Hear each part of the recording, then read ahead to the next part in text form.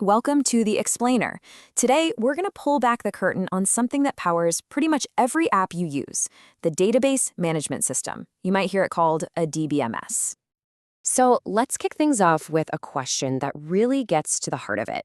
I mean, think about it. Why are you totally cool with a banking website handling your money, but you'd never trust your life savings to a simple text file on your computer? Well, the answer is pretty simple, but it's a huge deal. It's all about the massive leap from just using basic files to using a proper, powerful database management system. All right, so on one side, you've got your basic files. Honestly, it's chaos. You've got data getting copied all over the place. If your computer crashes, poof, it's gone. And trying to have two people work on the same file at once? Good luck. But then you have a DBMS. It's the complete opposite. Everything's in one central place, it handles backups and recovery automatically, and it's built to let lots of people access and change data at the same time without things breaking. So yeah, the super librarian analogy is perfect. A DBMS doesn't just store your data, it manages it. It knows exactly where every single piece of information is, and more importantly, it enforces all the rules to make sure the whole library stays neat, tidy, and consistent. Okay, so if the DBMS is our super librarian, how do we actually, ask it for a book? We use a special language called SQL. And one of the coolest, most powerful tricks up SQL's sleeve is something called a subquery. All right, let's take a closer look. This looks like a page straight out of some class notes, and whoever wrote this nailed it. A subquery, or a nested query, is exactly what it sounds like. It's a query inside another query. It's like asking a question to get the answer to a bigger question. It lets you tackle really complex problems one step at a time.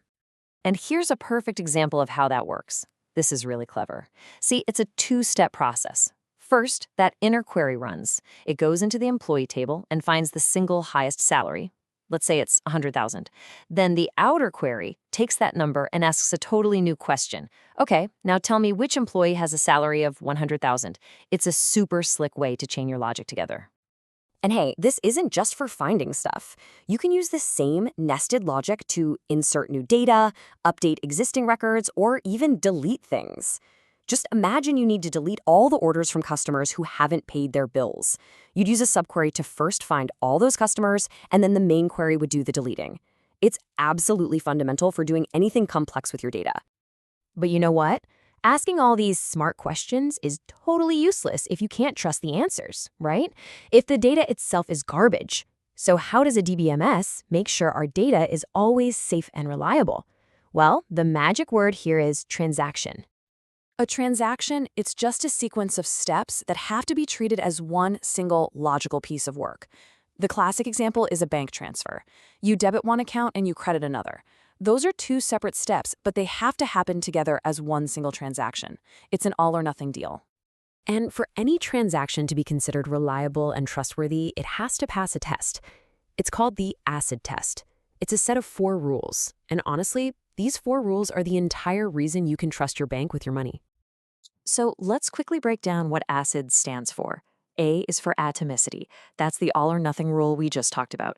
Either the whole bank transfer happens or none of it does. C is for consistency. This just means the database has to follow its own rules. You can't end up with a negative balance if the rules say you can't. I is for isolation. This one's huge. It means that if 2 transactions are happening at the same time, they shouldn't mess with each other. It's like they're in their own separate bubbles. And finally, D is for durability. Once a transaction is successfully completed or committed, that change is permanent. It survives a power outage, a system crash, anything. Okay, so let's see what happens when that I, isolation, goes wrong. This is a classic example of what's called a race condition. Look at this. We have 2 transactions, T1 and T2, happening at the exact same time. They both read the balance of account B, and they both see that it's $1,000. Now T1 wants to deposit $100, and T2 wants to withdraw $150. What do you think happens? And here's the disaster. The correct balance should be 1,000 minus 150 plus 100, so $950, right? But look what the database says, $1,100. What happened? Well, T2's withdrawal was completely overwritten and lost because T1 saved its result last. This is a textbook lost update problem, and it's exactly why the isolation property in ACID is so critical. All right, so we've got a way to ask smart questions with SQL, and we have a way to keep our data safe with ACID transactions. But we're missing one piece of the puzzle. How does our super librarian actually organize the books on the shelves to begin with? I mean, how is the data physically stored?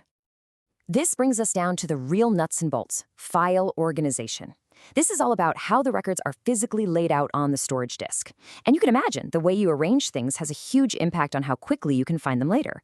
The whole goal here is just pure speed, making it lightning fast to find, add, or remove data. And there are a bunch of different ways to do this.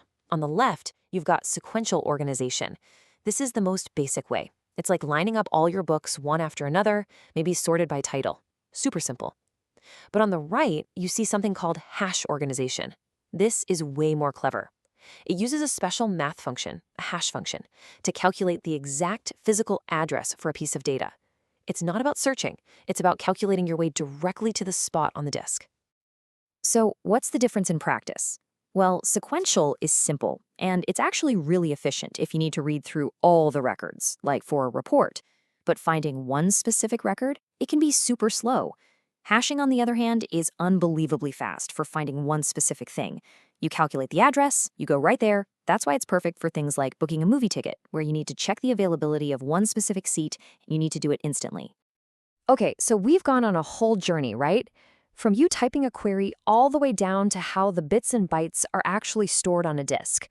So what's the big picture? What should you really take away from all this? I think the most important thing to remember is that a DBMS isn't just a box you dump data into. It's a really active, really intelligent system. It gives you the power to ask complex questions with SQL, it gives you safety and reliability with those ACID guarantees, and it gives you speed with smart file organization. It's the whole package. So think about it. Your bank balance, that train ticket you just booked, the app you're about to open. What would happen if that ACID test failed?